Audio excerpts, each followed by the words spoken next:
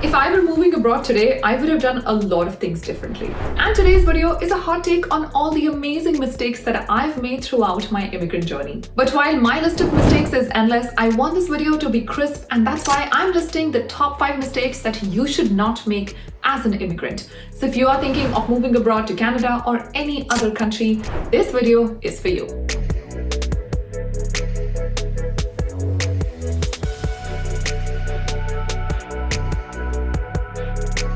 Hello and namaste, my name is Nidhi Nagori and welcome back to my channel. If this is your first time around here, thank you so much for stopping by. I'm talking about the top 5 mistakes that I made when I moved to Canada. A lot of these are assumptions that I had, and I hope that by watching this video, you will also take note of all the mistakes that I've made and not make any of these. Maybe make some new mistakes for the fun of it and let me know. So without a lot of extra buck, let me give you a little bit of context. I moved out of India in 2016. I first moved to the US, lived there for 3 years. So I lived there from April 2016 to July 2019.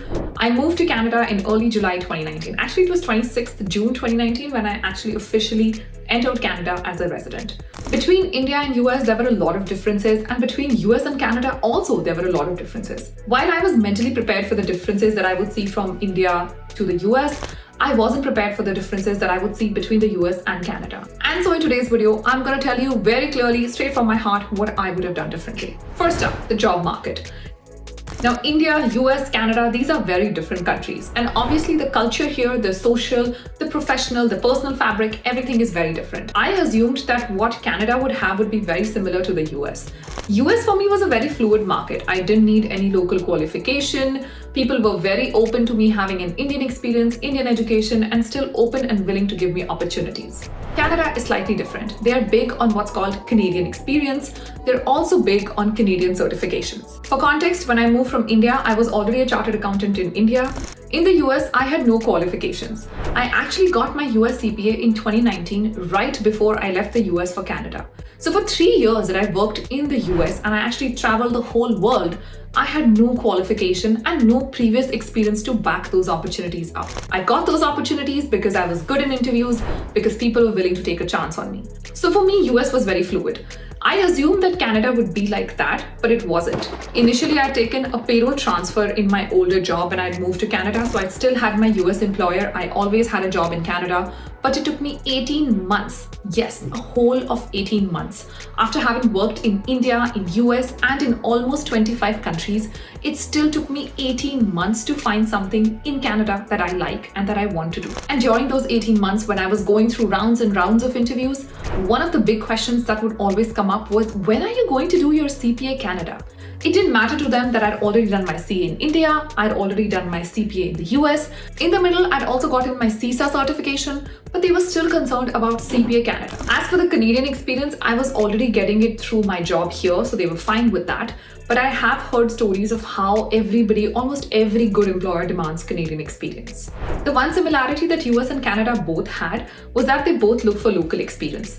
And this is something that I know is true across countries. So wherever you're trying to move, everybody is going to look for local experience. My hack for that would be 1, start networking early on. For Canada, I took 8 months to just network. I would keep coming in, keep meeting people, do a lot of coffee chats, lunch chats, and really build that professional network that can help me sail through. And the second thing that I recommend you do is build as much multinational and international exposure as you can in your current role. So if you're working in India or any other country, make sure that you're getting exposure of different countries. So then it doesn't really matter that you don't have experience of Australia or Canada or wherever you're moving. You do have some international exposure that will help you in the job market. Also remember the one very basic thing. These are very different countries. You cannot wear the clothes you wear in India, in Canada all throughout the year. So when you cannot do something so basic like that, you definitely cannot use the same job search strategies that you're using in your home country and apply that to Canada or any other country that you want to live in. Now let's talk about the second thing that I definitely underestimated, the housing market. The housing market in Canada works very, very differently. If I were to be honest and tell you, there are no houses available. I'm somebody who owns multiple investment properties in Canada, and I happen to be a landlord as well. And I've gone through this process of picking tenants. First of all, the rental market in Canada, particularly in the Toronto and Vancouver markets, is at an all-time high. And as a landlord in Canada, I can tell you this for sure. The tenancy laws in Canada are more favorable towards the tenant, meaning that if as a landlord I have an issue with any of my tenants, I will find it very, very difficult, almost impossible to evict them. And this includes facts like them being unable to pay the rent, them being unable to maintain the house. So as a landlord, I have to be very, very picky in terms of who I select to be my tenant. So it's common for every tenant to go through a credit check, to employment check, reference check, etc. I know it seems very excessive when you're coming from other part of the world, but here this is the norm. That's because all the powers lie with the landlord before they agree to rent the unit. Once the unit is on lease, the power dynamics really shift and things move in the favor of the tenant. As a new immigrant, you might not have a good credit history, which might impair your chances of getting a good house. I did not have to go through that when I first moved because I found a place from the US and my landlord very kindly agreed to do an employment check. Me and my husband, both of us had job offers. He did an employment check and he was satisfied. So when you are coming into a housing market like this, you can do a couple of things. One, you can offer more in terms of deposit. Next, you can try to find a place which is on a month-on-month lease, not something that you would like to stay on in forever. And then once you get your employment and everything done, you can move on to a new house. Or lastly, you can connect to a good realtor who can help you explore the local market and will put in a strong word for you. Now let's talk about the third thing that I heavily underestimated: healthcare navigation.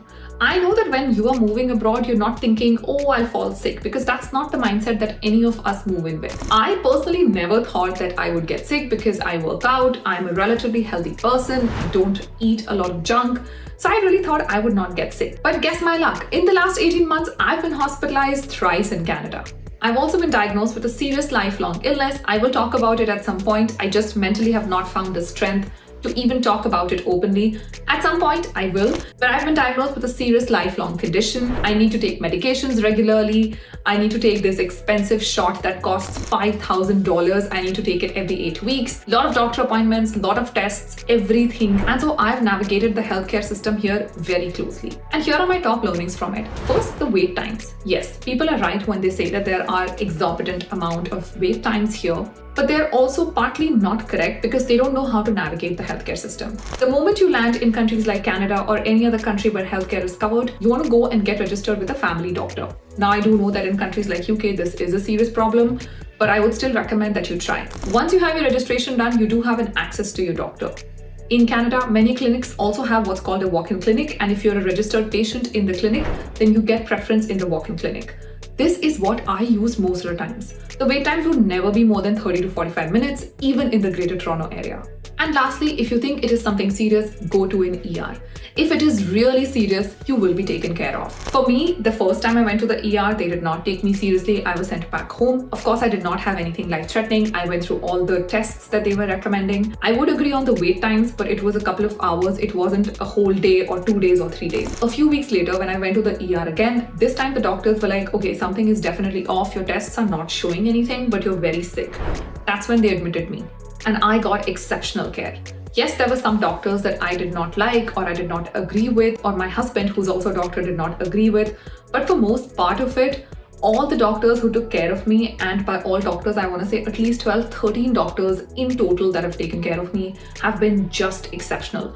Many times they would argue with my husband, who's also a doctor, because they wanted to put their point forward and not take what he's saying. And because of the care I received, I can confidently say that the doctors were always batting for me, not for their fellow colleague, my husband, who's also a doctor.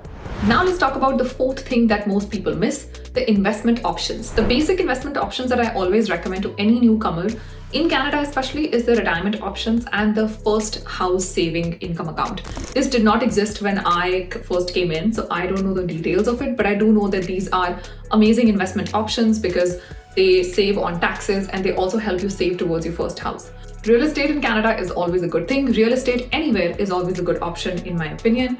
If you're not planning to buy a real estate in Canada, that's fine. You're not planning to buy a real estate wherever you're moving, that's fine. But always try to save up towards real estate.